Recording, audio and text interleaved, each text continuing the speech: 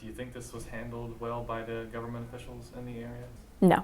I was live on the air when the governor's first tweet went out basically announcing that this had happened. And at first, we didn't really know what that meant. We'd gotten a little more information. We'd confirmed that yes, this came from the governor's office and it is a do not use order. And it quickly became clear this was not a boil water advisory. This was something much more serious. During the water crisis, it truly was the 7 stages of grief, because no one knew how to react. When I first found out about the water leak, I was actually in Ripley working for the day, and it was on Twitter. I just checked briefly, and there was a proclamation from Governor Tomblin that said, "Do not use the water in Charleston." But it was just kind of a panic thing, thinking that the water is out. There is no water, do not use your water. And your gut check when the systems that you rely on every day fail is panic. In short, it was a mess. It was a mess. I was lucky. I had water.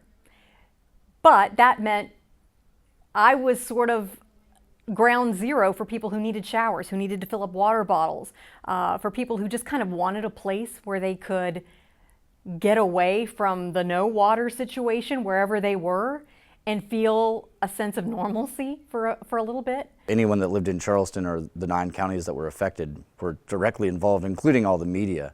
Living in Charleston, we were just as affected as anyone else. So the first 3 days after the spill, people were coming to work unshowered, basically cleaning up as best you could with like baby wipes or some sort of like, whatever towels you had laying around that you could clean yourself with.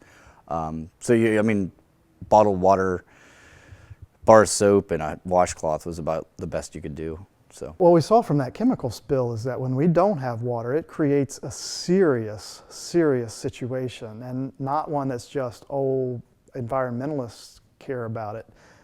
Everybody cares about it. Citizens care about it. Businesses care about it. It's wildly important to us, and we see it when we realize it when it's gone. We have to be protective of that water. We have to be protective of that water because so much of our state, so much of our businesses, our economy depends on it. It is not just people who care about the environment. They care about the environment because of its value to the people that live here. This was not handled well, in my opinion, at multiple levels. And I think a lot of that had to do with the fact we were in uncharted territory. Some of it, I think, of our own making, some of it not. This was a chemical that we knew about and had been a part of the coal industry and the cleaning process for a number of years, but had not been studied very extensively. And so there was a scrambling at the beginning to just gather information. What are the effects? What are the potential hazards? What should we be telling people? And not just as media, but what should the Department of Public Health be telling people? What should the water company be telling people? There was a picture floating around the internet that had Governor Tomblin in it that said, "I couldn't tell you if the water system's safe, but I can tell you that the Greyhound track is open."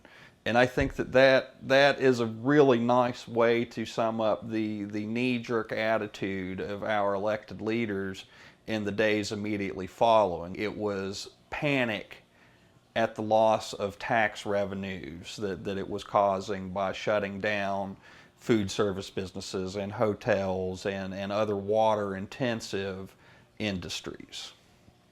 I think people need to advocate for their community and for safety in their community, no matter what it is, and be informed and hold people accountable. And hopefully, we'll keep something like this from happening again.